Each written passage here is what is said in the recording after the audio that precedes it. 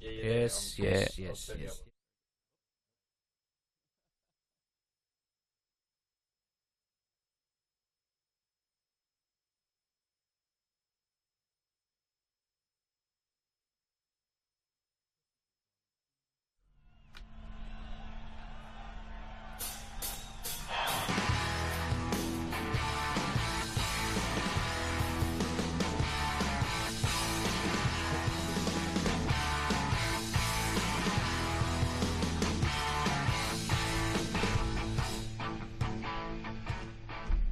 Hello and welcome, Tiger fans, to Richmond's official live weekly podcast, Talking Tigers.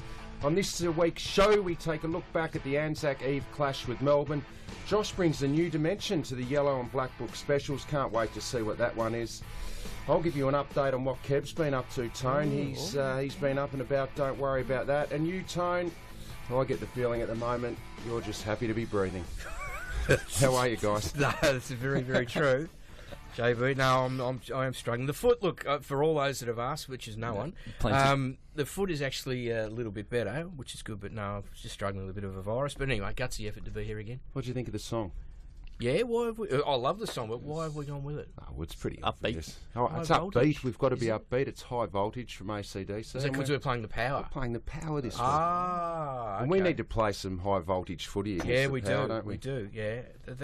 Is AC/DC, are they still going around? Or? I'm not sure they should go on AC/DC. There's only Angus left, isn't there? Cliff Williams and Angus, so it's not really AC/DC. No. But anyway, he can go on if he likes. Get involved with the show if you like today. Hashtag Talking Tigers, or give us a call 9426 4423. And Jess Benson, our old friend down in Hobart, is already involved, and she's got involved using the @Talking Tigers Twitter handle, which isn't actually us, is it? I think it's the unofficial. It's the unofficial. Yeah, they're riding off the coattails of the global juggernaut, I believe. Yeah, so. A few people doing that. Yeah. So Jess, next time, just hello to Tigerland, Tony.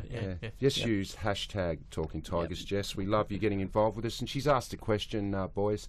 Interested to hear your views on the 2-week suspension for Rance. Do you think it's fair, and should he appeal?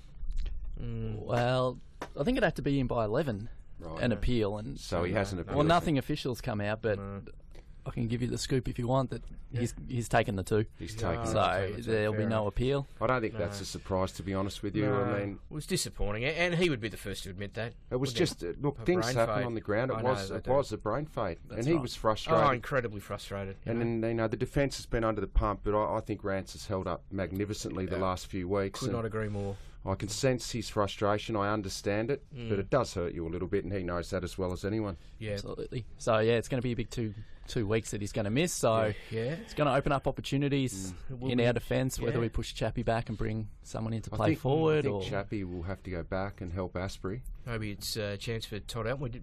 Maybe Todd Elton comes in, or maybe like that, or a tall forward comes in to fill that role Chappie had been maybe playing Lids before. comes in and plays back. Can Griffiths come in and play back? He could do the job down there. Could Lids play back? Lids can play anywhere he likes at the moment, as long as he he's plays. in the team. As long as he plays. That was good point. Actually, I got to the ground on Sunday night. It was enjoyable. I looked forward to getting to the game, and I walk in the gates, and the first thing I hear is that Lids isn't playing. So Did you turn around? I was flat before the game. You turned around and go home? No, I didn't go home. But look, he's a massive inclusion if we can get him in this week, and we missed him on Sunday night. Yeah, I've no doubt about that. We've missed him all season so far. I mean, just everything he offers in terms of his skill and his ability to play. Well, we could play anywhere as well. So absolutely. We'll have an update in the injury list. Good. We will get into the game a little bit later on, but it's turned into a pretty good occasion, hasn't it? The Anzac Day Eve clash, 60,000 people rolled up. It's really good. And the pre-game. Great atmosphere and everything, so You had a go at Channel 7, I believe. I don't think I was the only one that had a go at Channel 7. What happened? Well, I was watching from home, right? Yeah. So I was watching from home, and they had a package of highlights, because that takes place of the pre-game. Sure. And they just started. They got halfway through the last post, and then they went to an ad for My Kitchen Rules, which did not go down very well, and they were actually forced. They actually were. Hamish McLaughlin was foot. They had to give an apology, a lengthy apology at the end of the game. That's probably fair. Yeah, it's not something you want to interrupt. No, and they were very, very embarrassed about it. Everyone makes mistakes, Tony. That's a whopper. And I guess it is a whopper. When we put up on social media yesterday morning about being Anzac Day and the service and everything, and a significant day for the country. To people to use that to start bagging the team, I didn't like either. No, that's not. It's a very significant day, and it is. Just need to read the situation better. And Channel 7 put their hand up, and they got it wrong on that occasion. No. So exactly right. Yeah. And it's obviously a very sad occasion this week. It is the 20-year anniversary of the Port Arthur massacre, which is just like. Sounds like yesterday. The Alana Foundation, which grew out of that tragedy. It's the 20 years on Thursday, actually. On Thursday. So I was going to say for the club news, but on this Thursday evening at 6:30 p.m. at Federation Square, there'll be a candlelight vigil marking the 20-year anniversary. So we encourage all Richmond fans to get down there. And I believe get down. You might be going down there, Richard. Yeah, I'm going down with Benny and Jack, and being from Tasmania. That's right. I remember exactly where I was when I first heard about it. I was driving through Kew Junction. I turned the radio on, and the news flash came across. And being from Tassie, that stuff just didn't happen in Tasmania growing up. It was unbelievable, and it was one of those moments you'll never ever forget. So I remember exactly what we had. Our eldest daughter Emily, she was just a few months old, and we were taking her for a walk. It was a beautiful day. Beautiful taking for a walk through the park and everything. And then when you hear, the tragedy that happened to, Alana and Madeline, well, all the people, of course, but Alana and Madeline being two little girls, and you got your own little girl that you just had, it really hit home. Would have been. Oh, it was horrendous. So Thursday night, Josh, down at Fed Square. Yeah, correct. So keep supporting the fantastic work that the foundation do. So they're our charity partner, aren't they? That's correct. Yep. Beautiful. Hey boys, I get a lot of tweets, I guess, and I bump into people who listen to Talking Tigers, and they often ask me how Kev's going. How is Kev? What's new, pussycat? Whoa, whoa, whoa. What's new, pussycat? How is the little critter? He's gone and done himself some mischief, old Kev. Not again. No, well, it wasn't a good night, Sunday night. I went to the football with Jen and bumped into a few mates of mine there, Cam and Carl. And by the end of the game, obviously, we're all a little bit flat. And I was going to head out in Richmond and have a few beers after the game, but I decided against it. I was too flat and had a stoush with someone on the way out of the MCG. I won't go into that. What? Not a punch on, but... What, verbal stoush? I was verbally upset, Tony. But anyway... You must be upset if you're calling me Tony. But anyway, we decided to go home. So we get home and we found it strange as we walked in the front door. You weren't greeted by Kev? No, well, we were. You were greeted by Normally, Kev is not inside. He normally comes in after you get home. He senses that you're home and he pops in to say, "G'day, old Kevy boy." Yeah. So we get in and we just sensed he wasn't himself, Kev. He's gone into the bedroom and sat up on the bed, and Jen's gone over to pick him up, and as she's picked him up, half his fur's fallen off. Oh no! Yeah, he's had a blue with someone. Oh no! A bit like you, see? He had a blue. I had a blue. He was flat for it. He was flat about the Tigers, obviously. Clearly. So then we notice there's a big chunk out of his ear. Kev. Oh no! So he's had a run in. And we're trying to work out who it is. So we've narrowed it down to a possum, which lives out the back. There's some big possums in the trees out the back of my place. And also there's another cat in our neighbourhood that Jen has dubbed the Predator. The Predator? Yeah, he's an alpha male type of cat. And he rules the roost around Elwood. Yeah? He's a nasty piece of work. Really? Wow. Is he a lot bigger than Kev? He's a lot bigger. Yeah. He's got a nasty look about him. Really? And we think the Predator... So have you right now. Yeah, we think the Predator may have had his way with Kev. Well, so what are you going to do about it? Kev's got to toughen up. I know. Right? So can you teach Kev just to be a bit more resilient? No, when I mean he's been in a fight as well. Yeah. So, did you take him to the vet? No, we haven't as yet. Jen rubbed... Walk it off. Jen rubbed some Dettol on his ear. That's what they want. He was happy about that, the Dettol. Bit of TLC. And did he sleep in the bed with you? He did, He slept on the end of the bed. And yesterday morning he had a bit of betadine put on his ear. So for all those people who ask about Kev, he's had a blue. He's not happy. Okay. So he was on Instagram during the week. He was. It wasn't Kane Pettiford's dog. It was Pet's dog. He's not happy with Sass. Okay. So he's had a bad week, Kev. A bit like the Tigers, I guess. Well, we do wish Kev all the very best. Yeah. Is he off his food? No, he's still eating. He's still eating. Yeah, Hey, Tone. Yes, I've got Matt. a bone to pick with you. Is that right? I go to you for all the historical stuff with the club. Yeah. Now, last week's quiz question. Yep. We didn't have a call for it. No calls. Yeah. And, Job, what was the question again, JB? I think it was, who was the 1988 grand finalist from Melbourne who came across and played 5 games with Richmond. There is no. I think we just said former Melbourne ruckman. No, we didn't. And then we added a few layers to it. I thought it might have been Troy Simmons because he played in a grand final. We added a few layers. Melbourne. So anyway, so he didn't play in a grand final. Well, it was meant to be Steve O'Dwyer. Yeah. And he didn't play in the '88 grand final. He was suspended. See, this at is the the time. problem. This is the problem. Leave the quiz questions to me because you can't do them properly. All right. So we apologise. Yeah, we'll have a crack at so it. you try and you do it, and you do it half-hearted. All right.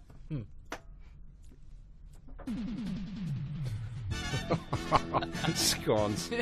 You've been out on the sauce last night, haven't you? Went out with Manfred Mann. Yeah.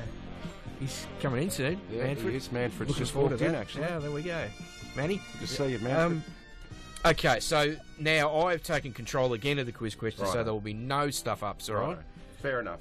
Hopefully no stuff-ups. So this week's question, I want to know who the oldest living premiership player for the Tigers is. Richmond's oldest living premiership player, senior premiership All player. right. Well, give us a ring, 9426 4423. JB's just itching to send out a TT. To whoever gets that one right. Oldest living premiership player Richmond for Richmond. premiership player. Give us a buzz. And I must say, the 3 who have already won this year, the T-shirts will be sent out soon. You're flat out, are you? A bit. Things have dropped since. See if AC's got, he hasn't got much on at the moment. AC was hopeless at sending them out as I think well. he was in China last we heard, AC. Yeah. So we got any emails or tweets coming You've through? got mail.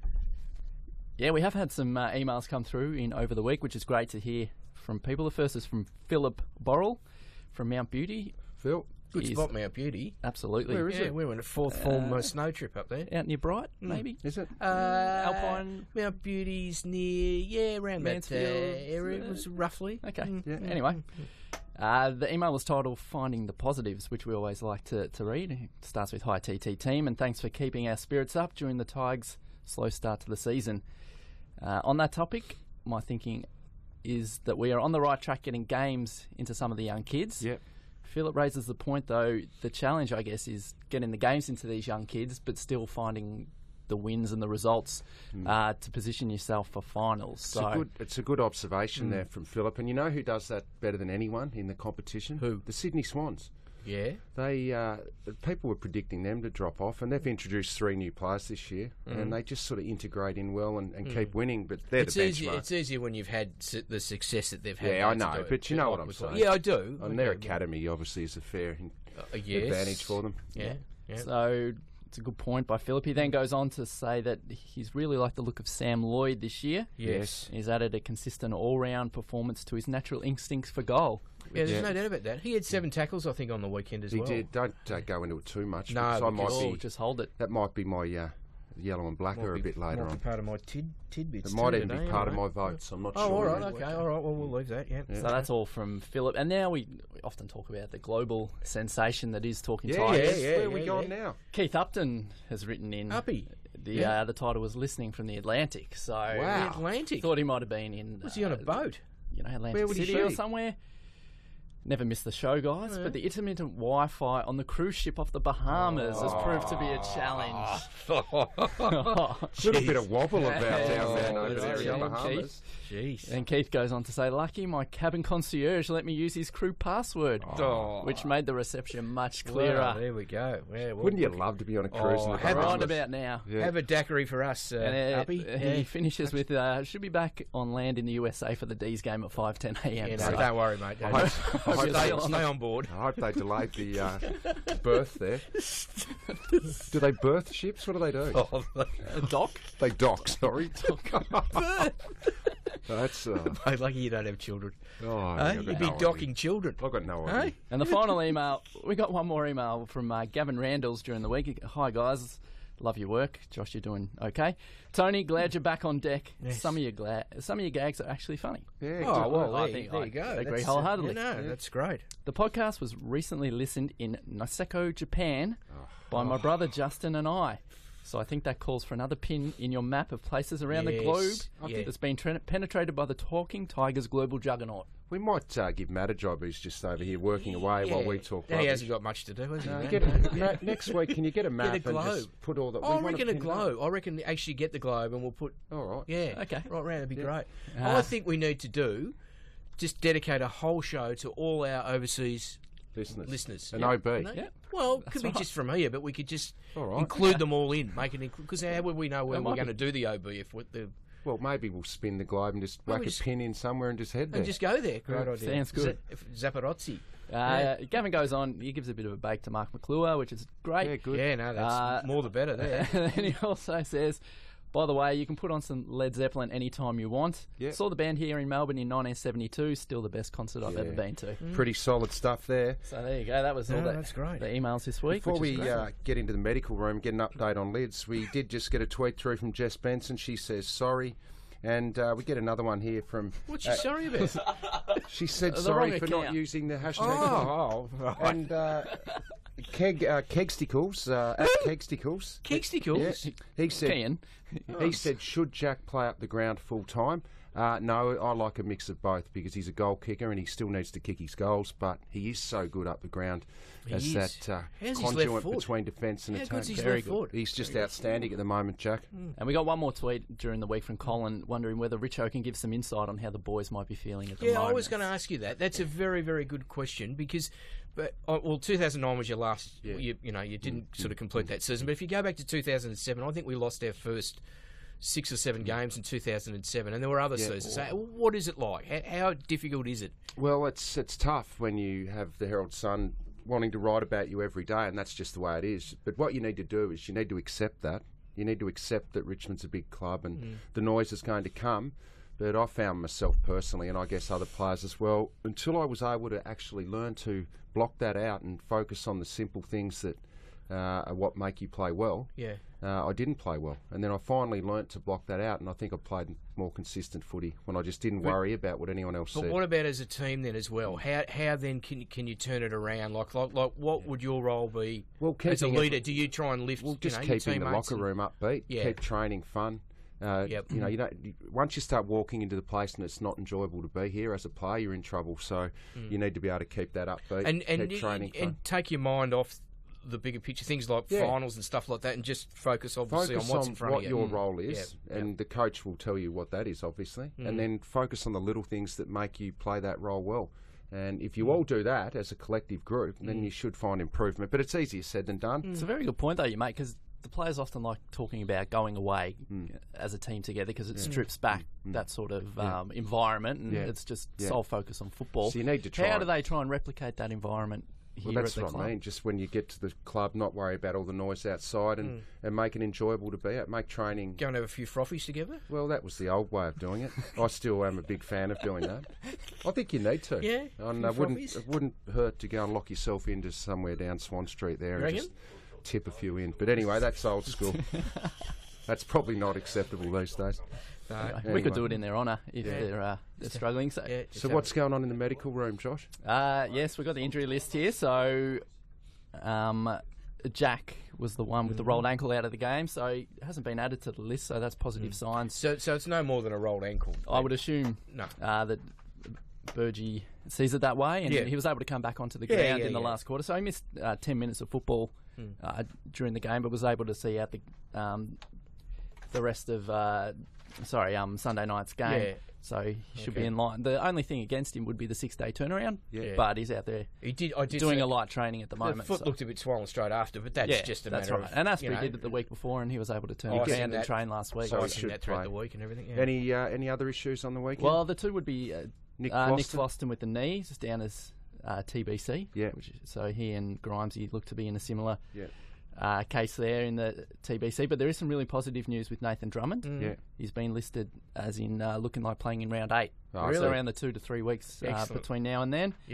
And Sean Hampson quad cork is available, and some really good news as well. Brett Delidio was named in the side for Sunday. It was a late withdrawal, so he should play just because of preparation and conditioning. Beautiful. He's downlisted as available. So this Saturday night against Port, good news. Ready and raring to go. Reece Conker. 2 weeks as well. So his progression from the hamstring injury, as is Yaron with the foot. All right, thanks for that, Josh. Now we've got a call for the quiz. It's Aaron from Mount Evelyn. Aaron, thanks for calling in, mate. How are you? Yeah, pretty good. How are you guys going? Yeah, good, We're Aaron. Good. We're good. Now Tone's going to ask you the all right, quiz Aaron. I want to know who the oldest living Richmond Premiership player is. Is it Paul Sproul? No, it's not Paul Sproul. Oh, all right.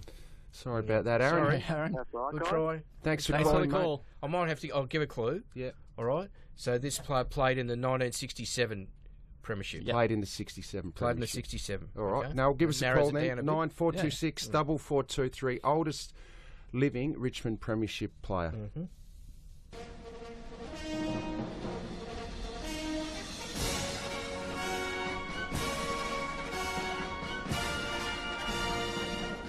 Well, we know Mike Sheehan, boys, is currently putting together his top 50 Richmond players of the last 50 years. Yep.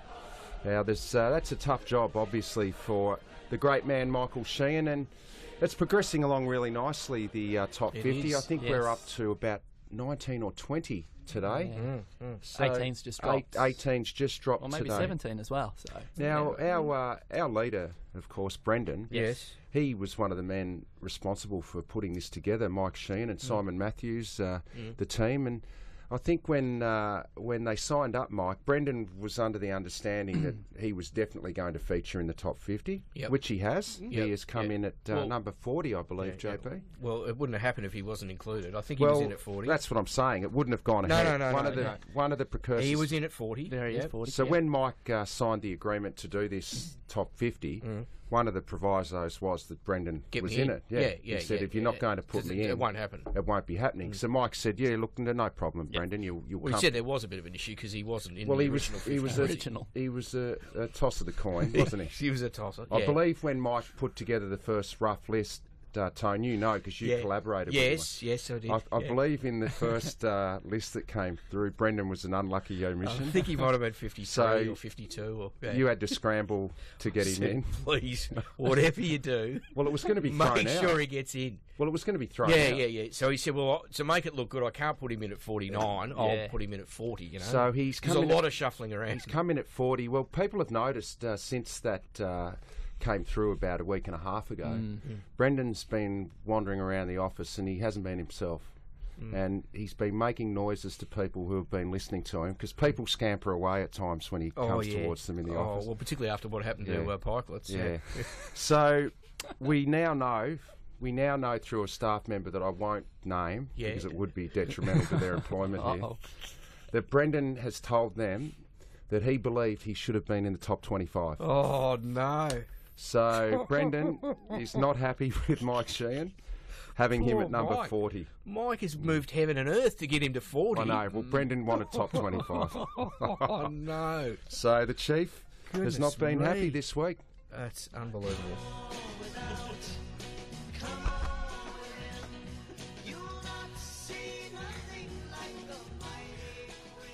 We got our way.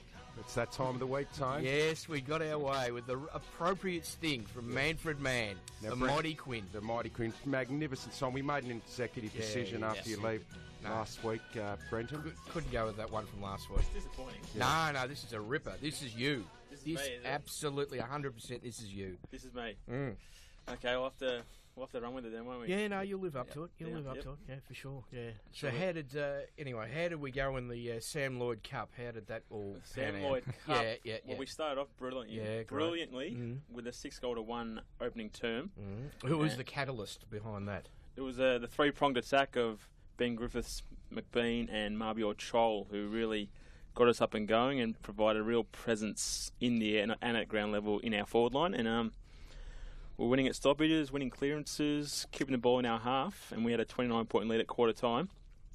And then in the second, Frankston really started to win the ball out of the middle. They harassed, they pressured. We started a few turnovers, costly, and then a 23-point lead heading into halftime. Third quarter, unfortunately, Frankston really made their move. They really smashed us around the clearances. Their ruckman got on top of Soldo. He's a very experienced and a ruckman that's been around a while for the Dolphins, and it resulted in them winning the setting clearances 16-4 for the day. And as they kicked a goal on the three-quarter time siren and cut our lead to 5 points, and then in the opening minute kicked a goal to give them the lead, and they ran away from there, unfortunately. Yeah, right. So it sounds like one of those days where it was a bit up and down for the team. Four-quarter performers, any stood out for you? It was tough. Probably Marbior Chol was the one. He got us going early, and then he actually gave us a bit of life in the last quarter as well, but there was too much left of too few, unfortunately. So, Manny, with Marbio, how did he get his goals, and what sort of a game did he play? Was it groundwork? Was he marking the footy? I haven't seen the game. I'd just be interested to know. It was a bit of 50-50. In the air, he was really attacking the ball in the air. Unfortunately for Marbio, I think the step in his development, he's probably clinging to a few more of those marks. He clung to a few more than he has been this week, but he's flying for the ball, but they're just not sticking. And at ground level, he's really lightning at ground level, and he had one passage of play in the first quarter where he intercepted a ball as the Dolphins were exiting D50 and then turned around and kicked a goal. So there's those little passages that are really exciting. But it was another step in his development. He's got enormous potential. He does have enormous potential, but we just have to harness that and develop him over the next year or so. And keep expectations in check as well. Temper them a little, temper them a little. A long-term exciting project. He's definitely a long-term prospect, and there's a long way to go, but he's showing some exciting signs. Yeah. How's, you mentioned him, Ivan Soldo. Yes. Right, and that the Frankston Ruckman got on top, but how's his progress? His progress is getting there. Around the grounds, he took a really nice contested mark early and kicked a goal. Now, he's been doing that a little bit more this year, but in his development, I think he has to be more of an influence around the stoppages, around the clearances. The Ruckman he did as he pleased, really, in the second half. And Ivan, he tired a lot and was actually quite sore after the game because he played pretty much a lone hand with Ben Griffiths in the ruck as well. So he battled, but he's getting there. He's like Marbio, he's a long-term prospect that we just got to persevere with. Another rookie who I've been interested in since coming to the club is Adam Markon. He's been in pretty good form in the VFL and in the practice games as well. How did he go on the weekend? He was our leading disposal getter and our Caden player of the day. He had 32 touches. Oh, the Caden player of the day. Yes, there we go. 20 contested, 7 clearances and 6 tackles. What do you give them, an apartment, do you? Or? Oh, yeah, just an apartment. Where do you reckon? Where do you reckon, Richo? Just a drop punt down the road, Dave. Yeah.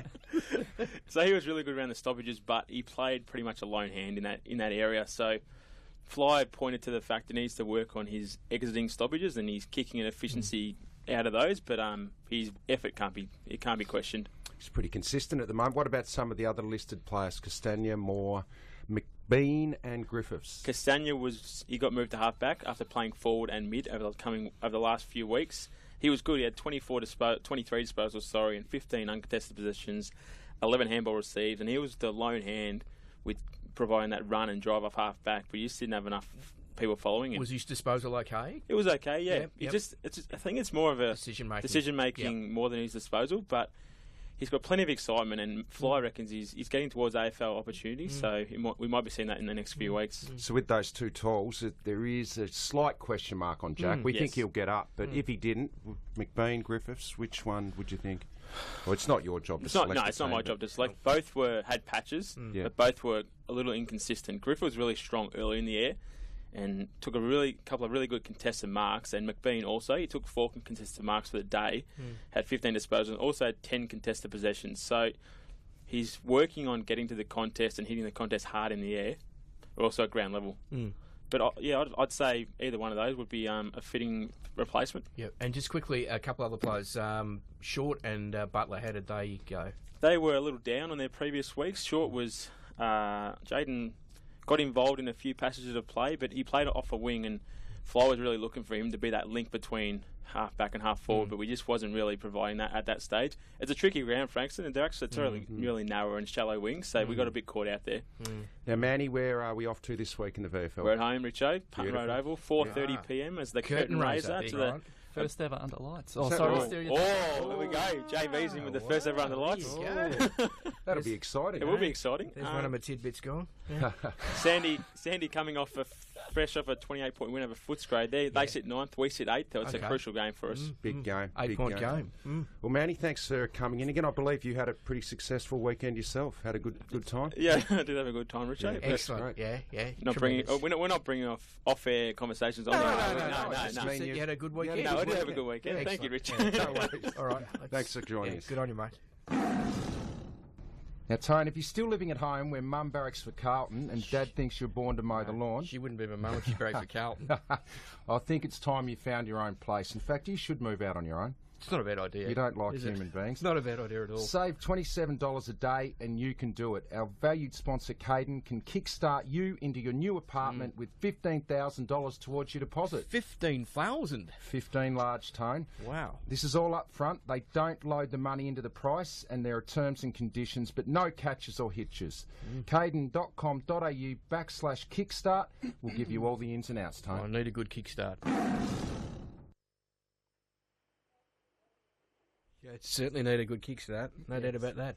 Hey, guess what? We've got another caller on the line for the quiz. Oh. Yeah, Jeff from Griffiths Uni, a regular of ours up there in Brisbane. How you going, Jeff? Good, thanks, Richo. Very nice to talk with you. You staying positive, mate? You still believe? The last time I talked with you guys, we were about to play Collingwood last year. That's right. I like it. An omen. I said we were going to win, and Tony said, "You're joking." I wouldn't say that.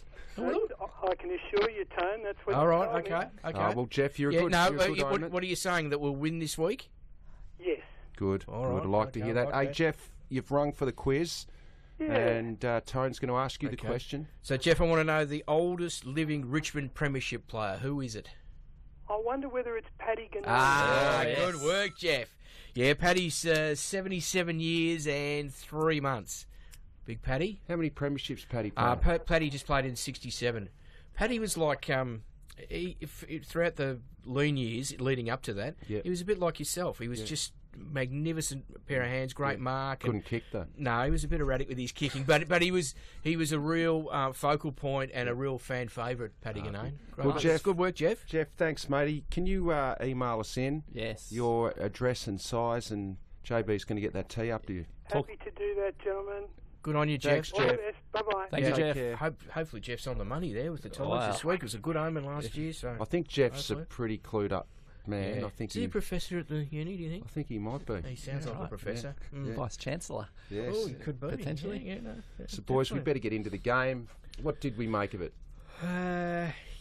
Frustrating. Frustrating. Very frustrating. Oh, I think, look, there's no doubt, had a real dip. Had a real crack at it. No doubt. It wasn't a bad game to watch if you just wanted to watch a game of footy. Plenty of goals. I reckon there was times when we moved the ball quickly. Every time we moved the ball quickly and got it inside 50 quickly, we converted. Absolutely. Scored, so. Well, we competed. I mean, quarters 2 and 3, we were right up there, but I think definitely what hurt us was the end of the first quarter, conceding those 3 goals, and then really start of the second, Jack Watts comes out and gets another. Playing catch up from that point onwards, we kept pegging it back. We couldn't get in front, and the lift that comes with that, I assume, would have helped us. And then Melbourne withstood that, and they went on with it in the end. In the end, they went on with it. And unfortunately, they just transitioned out of their back half so easily. I thought their ball movement was just a bit better than ours. The same amount of inside 50s, but the way they got it inside there was just that little bit better than ours. And I thought one thing we did do well that was we probably haven't done greatly this year is the forward half turnovers. We caused them to turn it over a lot in our forward half, but we just couldn't capitalise on it. I think we had 26 turnovers in our forward half and only kicked 4 goals off the back of it. And if you can force teams into turnovers, you should be able to score off the back of it. And I don't think we did that. I think we had the same number of inside 50 entries too, didn't we? Well, for most of the game, we were rolling same number of scoring shots, same number of inside 50s, and just. But you were right, Rich. I think they were just a bit cleaner. They were cleaner with their transition, their ball movement. When they had opportunities to move it, they moved a little bit quicker and cleaner, and that's probably the difference in the end. Our leaders, I reckon our leaders are standing up. Stood up, big time for all the criticism that, a few of them have copped. Jeez, they've dropped. I have noticed the journos have dropped off the leaders. And they've admitted that the criticism, particularly of Trent Cotchin's been ridiculous. Outrageous. I think now, even they're acknowledging that. And I don't think Jack could be playing any better than what he is. Yeah, I agree. The last couple of weeks he's been outstanding again on the weekend. Yeah. Kicking goals, setting up goals, and presenting. It'd be handy if Jack was leading up and kicking to Jack, wouldn't it? That would be really have 2 Jacks there. Shane Edwards' best game for the year. Oh yeah, no doubt. I think he really generated some good ball movement for us, and just his ability to win it, obviously, and get it forward quickly was. He did some really good things, Shane. Definitely. No doubt about that. What do you make of it, boys, with your votes? JB, you go first. Well, speaking of Jack Rewald, I thought he was our best player. Gave him the 3 votes. We really missed him when he went off in that last quarter when we were trying to mount a charge. He had 24 disposals, I think, didn't he? Yeah, correct. So our leading disposal winner was Trent Cotchin, so I gave him the 2 votes, not because he got the possessions, because he always presented and did the hard stuff, led us in contested possessions, and clearances, and I think was second or third in tackles, so can't fault Trent's effort at all. And one vote I gave to Anthony Miles. I thought it was his best game of the season so far. Went back to the reserves last week and showed a bit with his added grunt. Played well in the reserves. Yeah, he did. Matty? Didn't go back and drop his bundle. I went Jack. He was clearly our best player. He's clean at the moment. Some of his work up the ground where he got a handball off or just provided that target through the middle which linked us up. I thought he was outstanding. He's a very smart player. He's a smart player. He's got clean hands and he's trying as hard as anyone out there to try and get the Tigers across the line. 2 to Cochin. I think you summed it up. Hard work around the contest and clearances and plenty of tackles as well from Trent. He's doing as much as he can. And I gave 1 to Sam Lloyd because he's, once again, in his 27th, I think, game or 26th. There goes one of my tidbits. Three goals. There goes one. Well, these are my votes, but you can still use that. Yeah, that's He kicked 3 goals, but he's 7 tackles. He's just got himself really fit. Yeah, that's it. They wanted him to tackle more, and he's done that. So I gave 1 to Lloydie. And he's just got that X factor. That mark he took again, He's just he can take it overhead or he's starting or at ground to level. go for more marks too. I think he's believing in himself. Definitely. I'm the same with the first 2, 3 to Jack, 2 to Trent Cochin, and I go 1 to Shane Edwards for the reasons that we mentioned before. Best game of the season, getting back to his the form that he displayed last year, and just really liked his performance. Nice stuff, boys. So the leaderboard for the TT Player of the Year: 21 to Trent Cochin, 16 to Jack Rewalt, 14 to Alex Rance, 11 to Dustin Martin. Kane Lambert rounds out the top 5 on 9. So those leaders are clearly bursting ahead in the leaderboard. We probably need some votes from players a bit underneath, I guess, to get us across the line. Very good point.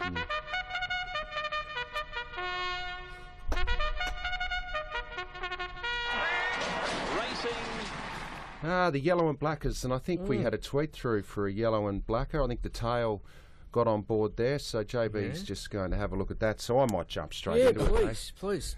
Yeah, go on. Who did you have last week? I had Dustin Martin last week. That's right. That's 3 weeks in a row. I said he would kick 3 goals? plus So, goals. please, you've mozzed him. Clearly you've mozzed him. Are you off now? So sorry, Dustin, I have mozzed you. So he will kick 3 now. So he will kick 3 this week. Yeah. So I'm going this week with the big man who will be playing his 2nd game for the season. Second up from a spell. Yeah, I thought he worked hard. Max Gorn's in All-Australian type form at the moment. But I'll tell you, Matty Lobe over at Port, I don't think he's playing as good a footy as he can. I think this game, I'm touching wood here, I think this game, the team that wins it out of the middle will win because both teams are probably down in that area a little bit at the moment.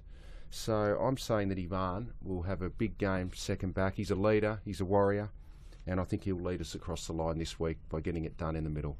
Good. Okay. Taking the pressure off Dustin too, which I like. No, that's good. That's good. Go on. Yeah, last week I went for Alex Rance. I thought the year before against Jesse Hogan wasn't his best display. You're starting to really get this, aren't you? Yeah. So I thought he's grasped it a lot easier than AC. AC never got the concept. He never got it. No. So I thought he'd have a good outing against Hogan and he did. Last Sunday. Played his part in keeping him goalless. Jesse probably missed a few goals as well. So unfortunately, Rancy let himself down and will miss a couple of weeks. Yeah. This week he's back. He's available. Going with Brett Deledio. Just doesn't need much more. He's going to go bang, is he? How's he go first up? Nothing on me. But I think he goes pretty well. Yeah, he had that stretch where he didn't miss any games for so long. That's right. So. Yeah. The tails, yellow and blacker, you mentioned, Richo, was tackling pressure and not leaking easy goals out the back to come in this week. So the tails added a layer. Oh, that's a different layer. And he's also added another layer. He's got a team layer. Yeah. He's gone another layer saying, is it correct that since Pikelet's left, we haven't won a game? So he wants Pikelet's back. Would the chief eat humble pie? I don't think the chief will be doing that. I've got a feeling Pikelet's is pretty happy with where he's Where has he gone? Oh, he's moved on. Has he? Okay. And he's pretty happy with himself. And an actual... A bit like Manfred. An actual... Yeah. An actual... a black booker for those who are that way inclined from our quiz answer. Yes. Okay, sorry. So this is your special that you're bringing in? Yeah. This is your black book special to go with your yellow and black book special. Just for the Tiger fans out there. Well, Paddy Ganane is a racing breeder and he's right into his horse racing owner, and he had one last week. First up at Colac on debut, Kingston Comet. Really? Kingston Comet. One on debut. So what price was it? You know? Not too sure on that one. Still, so one to follow. Kingston could be one Comet. to follow. Where was it? At Colac? Down at Colac. So that's Axel Foley. Yeah, okay. On your weekend, maybe just keep a look out for that one. That's good. All right. I like that. That's very good. And if it goes past, well, don't blame you. All right. So Paddy trained it. Beautiful. We might have jumped the gun. We might have just. That's all right. Yeah, that's right. Scones has clearly got other work to do and wants TT over for the day. We'll get there. We'll get there in a sec, but got to, of course, go with my yellow and black book special. Yeah. What is it? Well, last week, because I'm really nailing this, I went for Anthony Miles. Yeah. So Miles, he went pretty well. Probably could have snuck him in for a vote, really. Yep. Which you did, JB, anyway. And this week I am going for Sammy Lloyd. All right. Sammy Lloyd for all the reasons that we mentioned. Beautiful. Oh. Very nice. Well, quickly, get into your... Actually, why... You got tidbits today? Yeah. I don't think you got them, have you? Yeah. Oh, yeah. Couple. Very small. Oh, no, they're not worth... there's one. There's one. I'll give you one. All right? Just get into I want you to tell me the player, right, at Richmond that is leading us in the category of inside 50 entries. Who at the club for inside 50 entries? I'm going to say it is Jack Rewell. Incorrect. Yeah, one guess and then we'll get into it. Sam Lloyd. Kane Lambert has had 18. He's equal 70th in the comp, which probably tells a bit about why we might be struggling a little bit. Cheer me up. I've got to go see Dimmer for the dissection. We'll get right into it. Okay.